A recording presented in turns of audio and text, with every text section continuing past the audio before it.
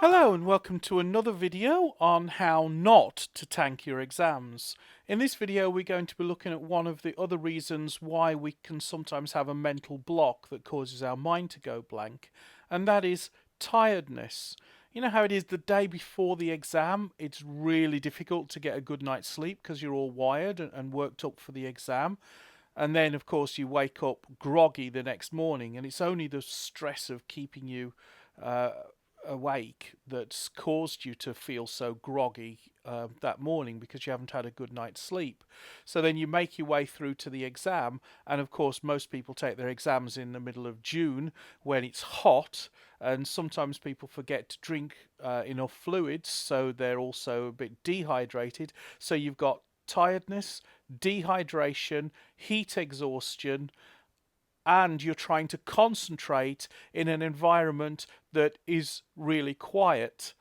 Of course, your brain's going to be tired and you're going to be feeling like you want to go to sleep. In fact, it's only the pre exam jitters and the nerves and anxiety surrounding the exam that's actually keeping you awake.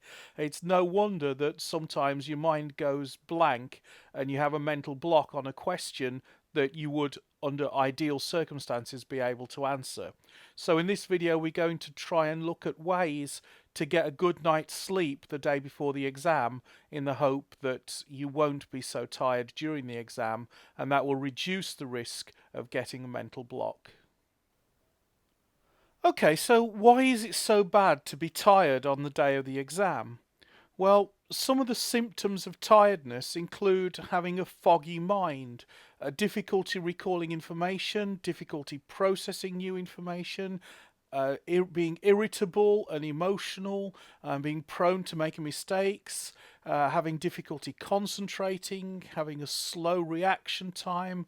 All of these are undesirable traits when you're in an important exam, when you're stressed, when you're trying to concentrate on difficult questions, and when you're under a time limit.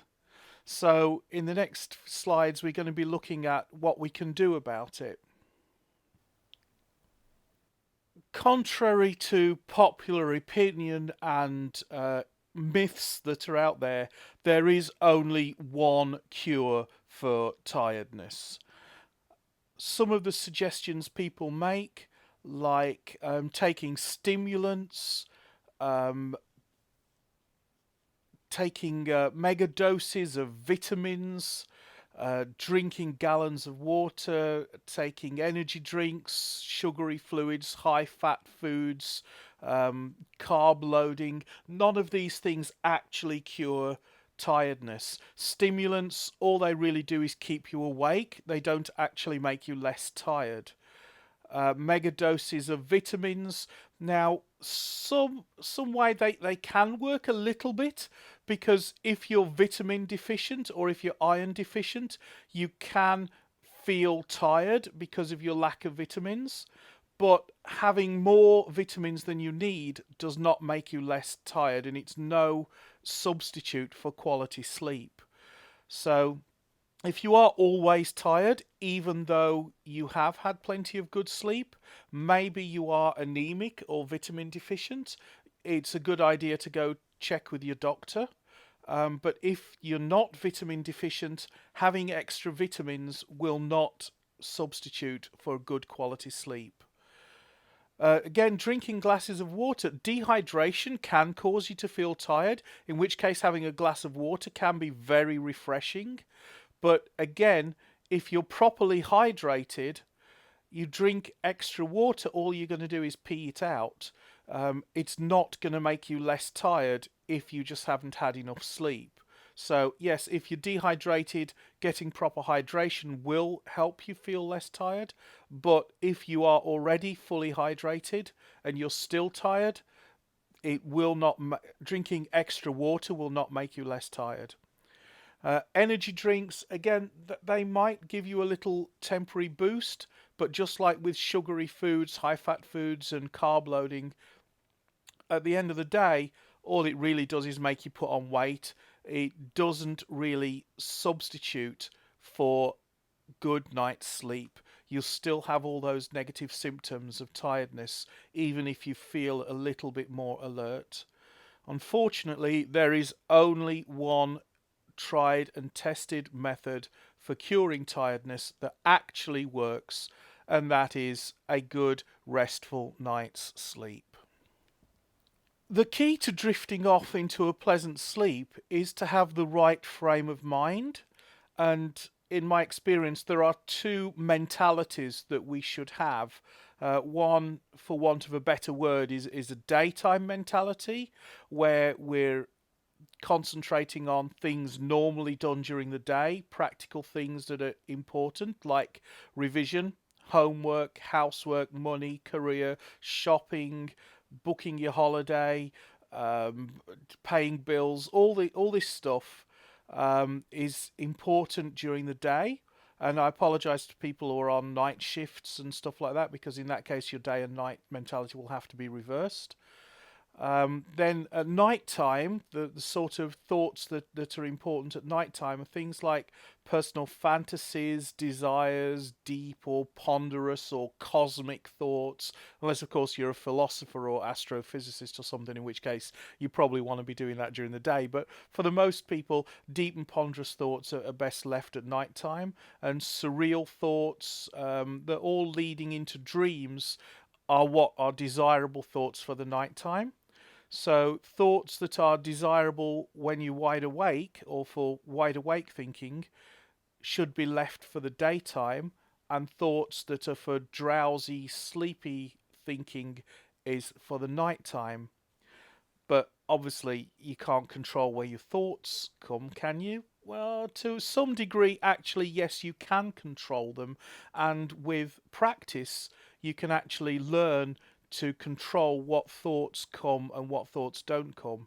And if thoughts come that are inappropriate, for example, if daytime thoughts come during the nighttime or nighttime thoughts come during the daytime, then there are techniques for trying to deal with them. Try to cultivate a clear separation between daytime thoughts and nighttime thoughts. Morning and evening routines are very important and often overlooked mental cues that help us transition from one mindset to another. As part of my morning routine, I try to include high energy slash slow release breakfasts, exercise, and high energy motivational music. And I love to watch or read the news and check my email and that sort of stuff. When I do that in the morning, it helps to get me into the right daytime mentality. I avoid these things like the plague during the evening, though.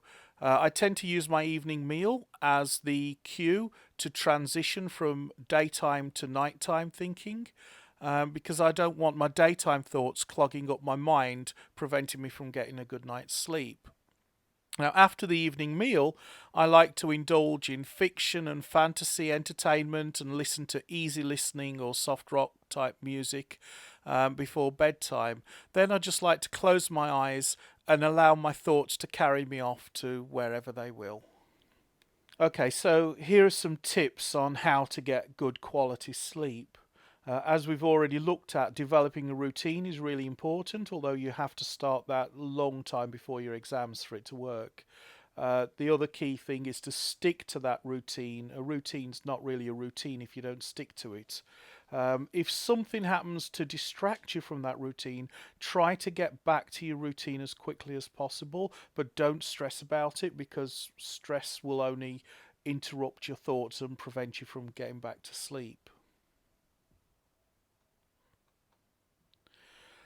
Some other practical tips: avoid exciting or really high energy entertainment or high stress situations like arguments or whatever, at least a couple of hours before bedtime. Give your body chance to get rid of all that adrenaline that's been built up, because adrenaline will really make it difficult to go to sleep. Um, Books that are boring, textbooks or anything else that's not very exciting, are great ways to help you fall asleep. Um, Avoid excessive eating or drinking an hour or so before bedtime. You don't want a full stomach, making it uncomfortable when you're trying to go to sleep. Avoid stimulants like caffeine in chocolate and coffee, and avoid alcohol. The main reason for avoiding stimulants is because they don't make you less tired, but they do prevent you from going to sleep. And alcohol, even though people do swear by having a little hot toddy before they go to bed or something can help them unwind, or having a glass of wine can help them unwind and go to sleep. Alcohol actually interferes with the sleep processing, so even though it makes it easier for you to get to sleep, it causes you to have poor quality sleep, so you don't have real restful sleep and you don't wake up refreshed. A hot bath, a lot of people do swear by taking a hot bath just before bed, and I found that if I do have a hot bath before bedtime, I do find it easier to sleep and I do sleep a lot deeper. Some other tips as well, like do your physical exercises earlier in the day.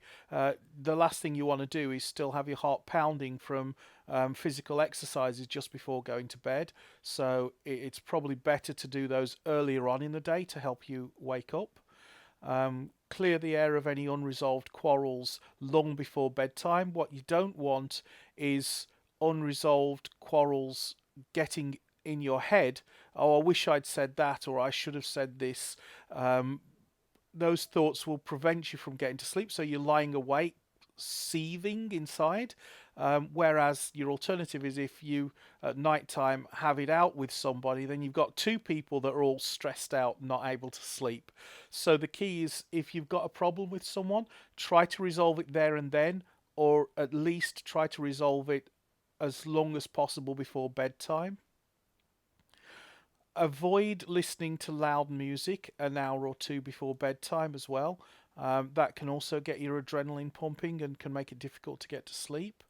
Our brain also works with natural sunlight and to help trigger when it's time to go to sleep.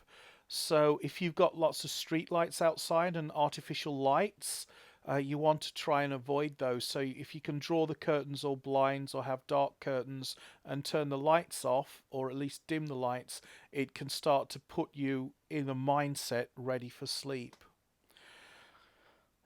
Turning off mobile phones and tablets, the light from those tablets can actually interfere with those circadian rhythms, but also you could read something or see something that puts you into a daytime mentality. And that goes without saying, then check your email, Facebook, Twitter, and news earlier on in the day and not just before bedtime. You don't want to be wound up about some political thing that's going on, or you don't want to be stressed out about what somebody posted on their Facebook page just before going to bed. Meditation is one way that people use to relax, and breathing techniques and things like that can help people to go to sleep. So the key is to get comfortable. Allow your mind to wander wherever it was.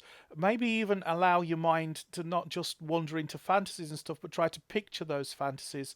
And it won't be long before those pictures then become dreams. I hope you're able to have a good night's sleep tonight, and I hope you wake up nice and refreshed in the morning.